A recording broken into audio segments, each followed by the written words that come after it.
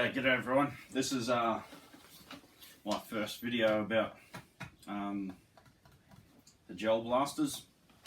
I've only been into them for about 3 days, so bear with us on some of the little aspects that I might trip up on. But anyway, in that 3 days, I've been doing a bit of reading, bit of researching and that, and I've tried to find the best value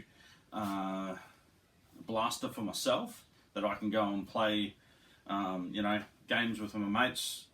One of my good mates is like really hooked, and he's just gone chucked a whole bunch of cash, and he plays down at Nuketown, down at Ormo.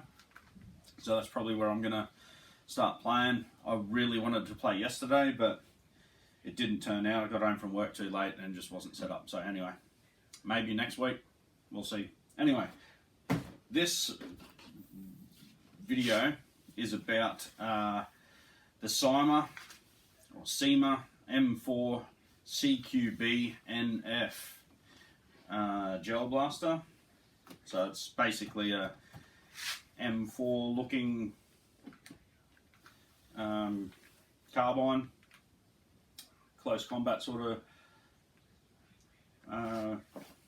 blaster.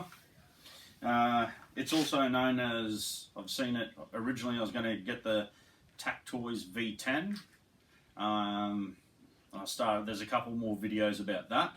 They're basically exactly the same gun. Sorry, not gun, gel blaster. Main difference is I got this one from Tactical Edge. Tactoys has the V10. All the different shops sell their own variants. It's coming under the Jund name, importer or whatever, and some of them may, I don't know, it was pretty hard for me to try and find out which ones are exactly the same, but it seems like there's a few versions of the same thing with different names floating around. And what the basics of them are is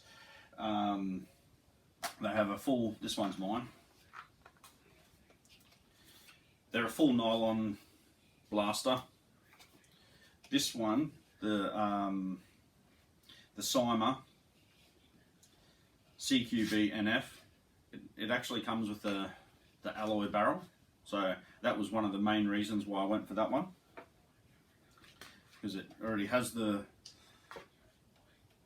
alloy barrel instead of the V10 plastic barrel.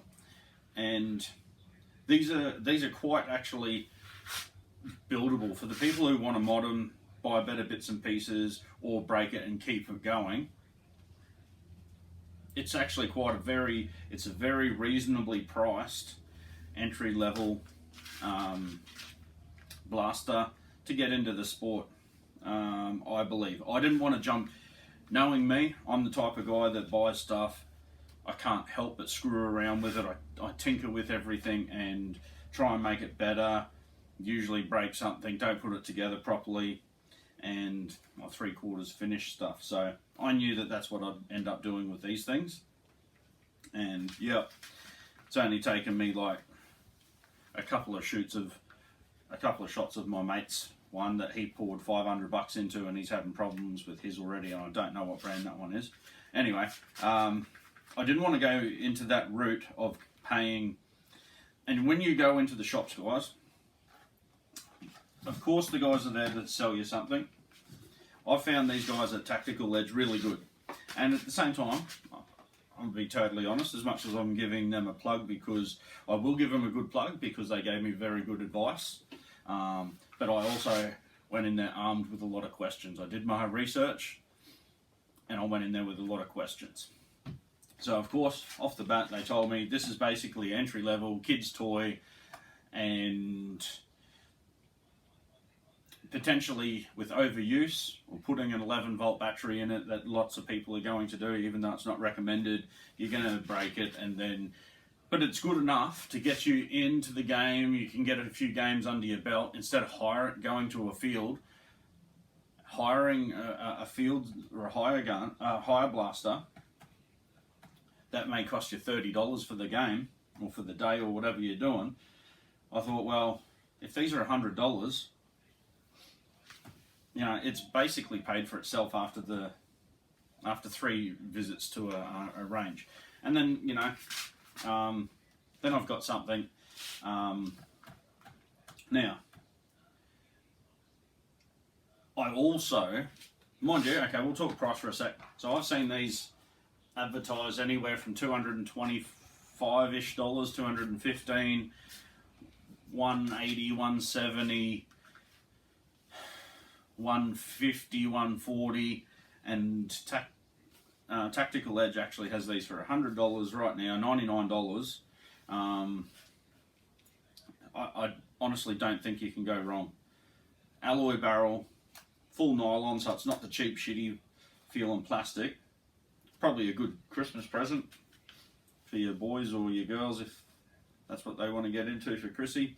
And it has a full nylon V2 gearbox. So the V2 gearbox is very important, especially for, I'm a total novice, but these are the things that I've been learning since Friday. It's Sunday now. V2, these have a nylon cased V2 gearbox, which is totally buildable. So you can learn, practice building, replacing your stripped gears, putting new seals on your pistons and cylinder head, and you know, putting new seals on, how to grease things, changing triggers. You can do all of that stuff, putting new barrels and things like that on there. You can do it totally to this, and it's fully supported aftermarket. All the shops carry stuff for it. I've already looked on eBay, and there's definitely, you know, the sky's the limit to accessories. I've already bought some accessories today, which I'll discuss a little bit later on. But and as you can see, I've put this sight on there. It comes with no rear sight, but it does come with the front. That's only a nylon, but it does come with the front sight, and it comes with an orange plastic thing. This is actually for a real firearm, this one here. I just had one lying around. It's a 14 by 1 left-hand thread, or reverse thread, some people call it. So I just screwed this one on. I just screwed this one on because I had it lying around, and I already had a tap and die for that anyway. So that's good. You can get cheap plastic airsofty ones online for anywhere from, you know, $5 to $15, or, you know, you could probably spend a gazillion bucks if you wanted to. Okay, so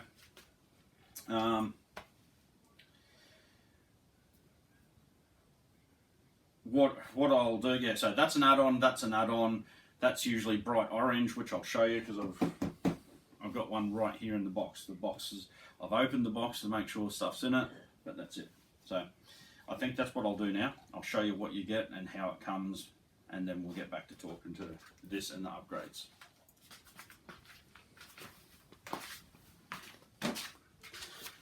Okay guys, so this is basically how it comes in the package. As you can see, it's got the orange flash hider. Got your little charger. You got one 7.4 volt battery. Shitty little eye protection, it's not going to do much for you. And shitty little balls that aren't even worth using. And your magazine. So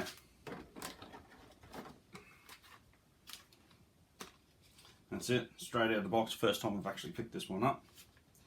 So what you basically got is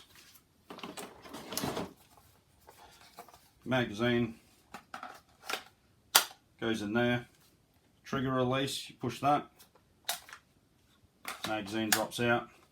This is your fire selector here, so you got safe, semi-automatic, straight up and down, and full auto.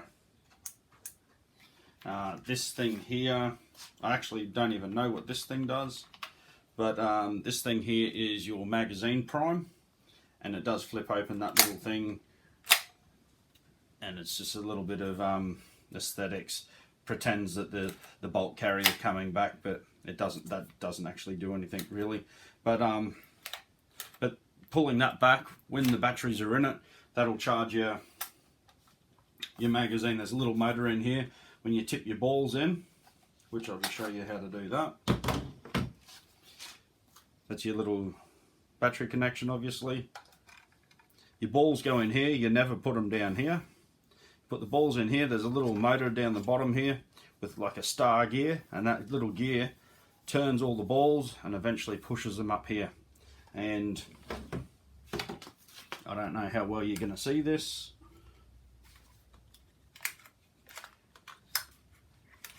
You can't actually see it, but when you're actually firing that,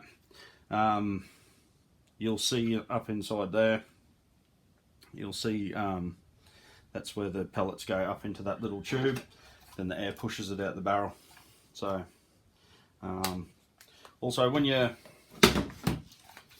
filling these with your balls, you've got to soak your balls. I'm not an expert, but from what I've gathered at the moment, you've got to soak your balls for at least about 4 hours. Then you make sure you tip all of the water out of your ball bottle or whatever you're storing your balls in. Tip all the water out. Then it's recommended that you put a piece of paper towel or a chamois for wiping down a car. You put that down and you tip all your balls onto that. So what I've got is an ice cream container. I just put some paper towel in the ice cream container. I tip my balls into it, roll it around, very lightly pat it, and just keep rolling it and swirling it around to try and get any excess water off, because you do have electrical contacts and motors in here, and they're not really expensive, well sealed units. So you want to try and keep the water out of here as much as possible, and it will also stop the magazine from getting wet and causing jams. Okay, so swell your balls, give them the right amount of time. These are a 7.5mm aluminium barrel. It's probably questionable how spot on the inside diameter is going to be, but it claims 7.5 to 8 or something like that. So you want to give your balls the maximum amount of time to seal and to get them as big as possible so they seal the barrel, and that'll give you the best chance of getting some type of A, velocity, but B, accuracy as well. Okay, the buttstock here, it's an airsoft version. Oh, sorry, it's a gel ball version of, you know, an AR platform sort of style carbine stock. It's not actually real. These little tubes here, the caps don't come off them or anything, so it's not the real deal. But to adjust it, you push that in. You can slide it in, slide it out, and you just want to. There's a little rod up inside here, and it just locks into these little holes. So when you do find a position where it's comfortable, just push it forward or back until it snaps in place. Now, to replace the battery in this thing, you got to take the recoil pad off, or what would really in a real gun be a recoil pad. There's 2 little plastic tabs here, one on each side. You push those in, and that pops off. Then your battery goes down inside here. So to get that out, it's best to use this thing. There's a little pry thing, and you just give it a little bit of downward motion, and that gets it started, and that pops out. So your little battery cable down in here. That's what your battery plugs into. That's your little battery, and you can actually hold 2 of these, potentially 3, but I wouldn't recommend trying 3. I'd just go 2, and that gives you plenty of battery power if you're playing a game and you've been using it for a little while, to try and stop one battery from overheating.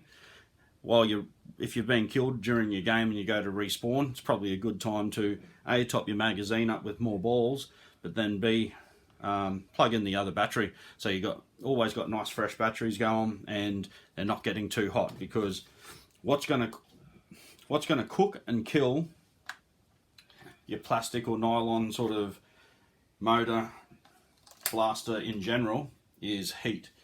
We're living in Queensland, it's already hot outside, and then these things from firing automatic and that, they're going to get really hot. So try and keep the heat down, carry 2 batteries, it gives you lots of playing life as well. I think it's a common sense thing to do. Now, talking on batteries, these are 7.4 volt. That's what's recommended to use in these, especially because they've got nylon gears. Nylon's reasonably good, and a lot of people rate these nylon V2 boxes. I've watched plenty of videos now, and I recommend that you research as much as you can before you make a purchase.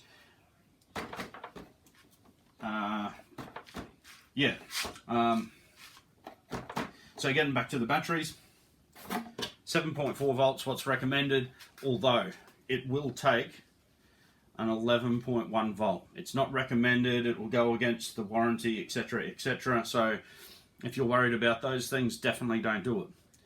If you're the type of person who wants to try and be a little bit more competitive, the 11.4 volt will definitely make this more competitive in every regard, really, to the extent that it'll probably just about double the rate of fire. So yeah, we tested these before, and it was, the one out of the shop was 15 rounds per second. So 15 gel balls per second is the firing speed, and when you put the 11 volt battery in it, you're basically doubling it. So whether it's an exact 30 rounds per second, who knows, but you're definitely increasing the fire rate. And what that does is, okay, gun blaster wise, it's going to heat up and put a lot more stress on the nylon gears. So that's why, and it will void your warranty. So you will strip your gears, you potentially ruin your gearbox, etc, etc. So if you're only a young fella, or your mum and dad or grandparents or whatever, and you're going to buy your young teenager, their first little gel blaster so he can go play with his mates or whatever, it's probably not recommended. The standard batteries, 7.4 volt, they will work, they'll definitely do the job, you'll be able to play gel ball, no dramas, and you won't void your warranty. Stepping up to the 11.4, everything goes out the window, but that's what happens when you get into drag racing, you know, motocross, anything like that, anything that's competitive, you start looking for race, things that are going to give you that edge. So the 11.4 volt is definitely going to give you the edge, but you're taking your toy to the edge, and it's going to break sooner rather than later. But people who do get into the competitive spirit understand these things, and they're either going to throw the money and have someone fix it for them, or they're going to try and get into it and fix it themselves. Which, if you can do that, it's not like you need a lot of tools, you just need a couple of screwdrivers and some Allen keys, and that's really all you need. And there is step-by-step sort of things on YouTube, how to work on V2 gearboxes, etc. So it's definitely not impossible to do. It's actually fairly easy, but you know, some people just aren't mechanically minded and stuff everything up. You know, I'm not the best, but I have a go anyway.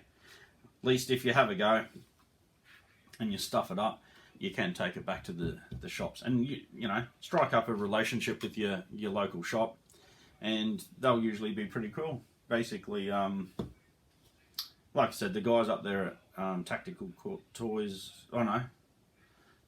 Edge at Mount Gravatt, they've been absolutely great. So I'm happy. I'm going to give it a go, and if I stuff it up, I'll go up there and pay them some money to help me out. Okay. So battery goes in the stock. I won't put put it in just now because I'm going to charge this in a minute, so I can give it a bit of a test run a bit later on.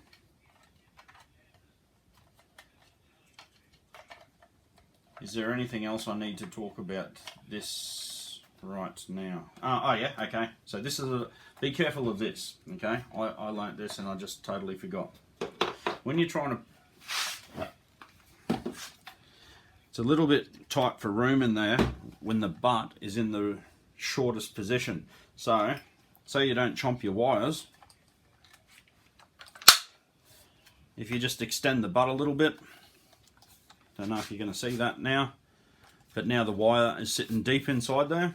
It took me a little bit to sort this out when I was plugging in my battery. How do I get this thing to close without pinching this on the inside here? Okay, so what I found, it was because I had the bolt, the stock closed all the way, and that exposed the wires, and this was jamming in there. So if you just open it up a little bit, you'll see that the wires disappear down the back there. That's the best way to plug the battery in. And pop this in. Recoil pad goes back on. There we go. And if your battery was in there, that would be ready to go. As soon as you take it off safe to semi, bang, bang, bang, and then as soon as you go to auto, it'll go to auto. The front guard comes off, so it's fully customizable. You can put all the M4s. You've got so much aftermarket stuff, from fake scopes to real. You could put real scopes on here if you really wanted to. Anything that takes the 20mm Picatinny rails, you can take these rail sections off. And you know, there's 14 by 1 left-handed thread. There is a huge amount of aftermarket support for these. You can actually put real ones from real guns on them as well, like a lot of the Soviet SKSs, AK-47s, etc. That's the actual thread that they used, but they're massively way too heavy for these little toys. So all in all, I think I researched this a fair bit, and I decided I was going to get this because they are pretty good. Out of the box, the one we tested just before was in the shop, was running around, the average speed was it 238, I believe, 238 FPS, so that's feet per second. Americans will understand that, but us Aussies, if you're brought up, if you're younger than me, you'll be working in meters per second, but I'm an old school guy and I'm into my guns and that, so I understand FPS, feet per second. 138, we'll basically round that up to 140. That's pretty decent out of the box. So there's a lot of other blasters out there that won't even do that. So yeah, this will give you, and from using, I only got mine running yesterday, and from playing around in the backyard, it seems like accuracy is not too bad. If you rate your accuracy, like comparing it to a rifle, you can't do that. It doesn't equate, okay? Because gel balls are gel. There's so many inconsistencies. They're not perfectly round, and they're soft, and as they travel through the air at high speed, they're going to deform. They're going to create all different sorts of shapes. They're going to tumble, and depending on what the wind's doing, etc., they're just going to be exaggerated by all the faults and failings and the wind and whatever else is in front of it. So you're not going to shoot 5-shot groups like a rifle and expect it to be around an inch, okay? But I was finding that I can aim pretty much dead on something, and it would be hitting around it. Aim small, miss small. Okay, that's a saying that they use in the shooting fraternity. Aim small, miss small. So that means you aim for a specific, you might be looking at a target, but break the target down in and aim specifically on that small thing, and your misses will just be around it somewhere. and that will equate to a center hold on a chest size target. You know, you'll be somewhere in the torso area with one of these at 15-20 meters, and that's all you can really expect until you start getting right into it. You understand what you're doing, you're calibrating your balls and all sorts of things. So $100 from Tactical Edge, you cannot possibly go wrong with this blaster. I think it's probably the best value out there. If there's something better, someone let me know.